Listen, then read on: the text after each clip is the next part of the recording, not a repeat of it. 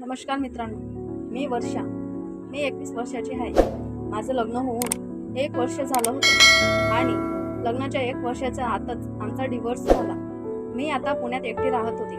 माझ्या मावशीच्या मुलाचं लग्न होतं आणि मला तिथं कोल्हापूरला 2-3 दिवसाआधी जायचं होतं. तिथे जाण्याचा रस्ता 6-7 तासाचा होता. मी लक्झरी बसने जाण्यासाठी निघाली.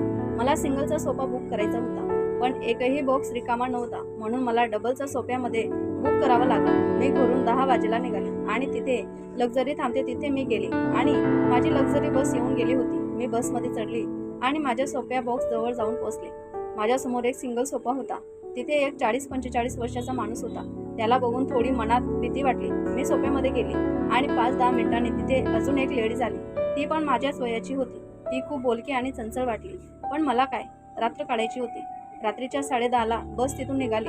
दिवसभराची थकली होती, म्हणून मला गाडीच्या हवेने माझे डोळे लागले. ती बॉक्स डोर बाजूला झोपली होती.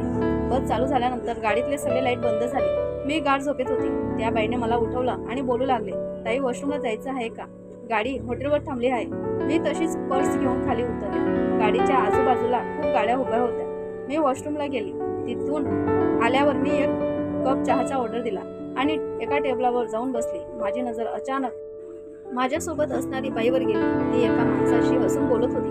मला असं वाटलं तो तिचा ओळखीचा असेल, म्हणून मी त्यांच्याकडे लक्ष दिलं नाही. अचानक तिची नजर माझ्यावर पडली आणि ते दोघे तिथून उठून माझ्याजवळ आले. ती माझ्याशी बोलू लागली, काय खूप थकली आहेस का? गाडीत येताच लगेच झोपली. हो, दिवसभर काम करून थकले होते. आणि तुझे मिस्टर सोबत नाही आले का? नाही, आम्ही सोबत राहत नाही. माझा डिव्होर्स झाला आहे. आता तू कुणाकडे जात आहे? मी तिला सांगू लागले, माझ्या मावशीच्या मुलाचं लग्न आहे, म्हणून मी त्यांच्या घरी जात आहे. मी अजून एक चहा ऑर्डर केला. त्यावर ती बोलू लागली, काय झालं, डोकं दुखतंय का? मी तिला होकारार्थी मान हलवली आणि तेवढ्यात ती बोलू लागली, थांब, माझ्याकडे गोळी आहे, देते मी. तिने तिच्या पर्समधून एक गोळी काढली आणि मला दिली. मी गोळी घेतली आणि थोड्या वेळातच मला खूप झोप येऊ लागली. माझे डोळे उघडत नव्हते.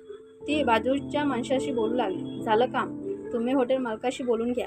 तो लगेच उठून गेला. थोड्या वेळात तो आला आणि ते दोघेही मला हॉटेलच्या रूममध्ये घेऊन गेले. मला कसलीच शुद्ध नव्हती.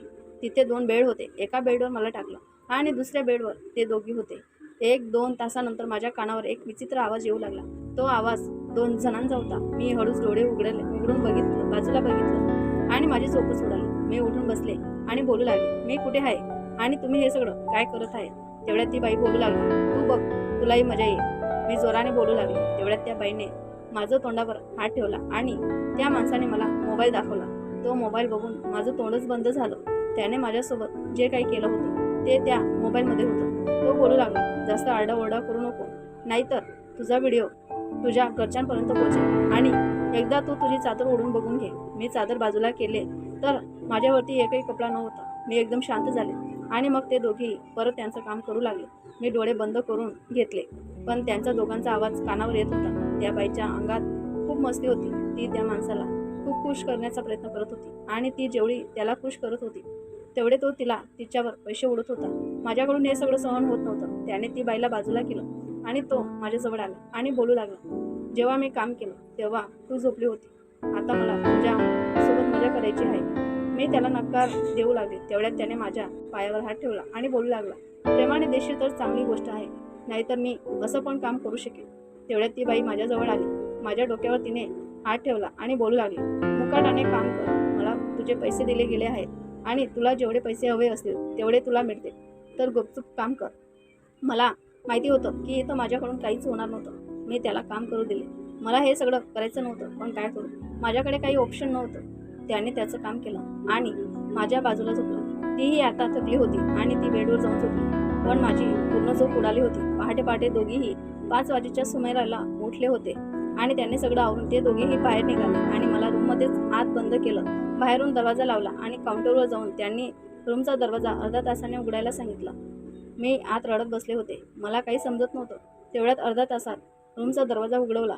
मी माझं सगळं आवरून रूमच्या बाहेर आले आणि हॉटेलच्या काउंटरजवळ गेले. खुर्चीवर बसलेल्या माणसाने माझ्याकडे बघितलं आणि बोलू लागला, बाई, रात्र खूप मजेत गेली ना?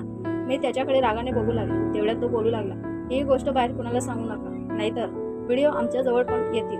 मी गुपचूप तिथून निघून गेले. मला त्या रात्री जे झालं ते कुणाला सांगावं असं वाटत होतं. पण कदाच मी जर ही गोष्ट कुणाला सांगितली तर माझ्या आयुष्यात खूप मोठा प्रॉब्लेम होईल, म्हणून मी कुणाला सांगितलं नाही. तर मित्रांनो, असं कुणावरही लगेच विश्वास ठेवू नका, कारण की समोरचा व्यक्ती कधी तुमचं आयुष्य खराब करून टाकेल हे तुम्हालाही समजणार नाही. जर मी त्या बाईकडून गोडी घेतली नसती तर आज माझ्यावर ही वेळ आली नसती. तर मित्रांनो, व्हिडिओ कसा वाटला मला कमेंट करून नक्की सांगा आणि माझ्या चॅनलला सबस्क्राईब करायला अजिबात विसरू नका. भेटूया पुढच्या स्टोरीमध्ये. तोपर्यंत स्वतःची काळजी घ्या.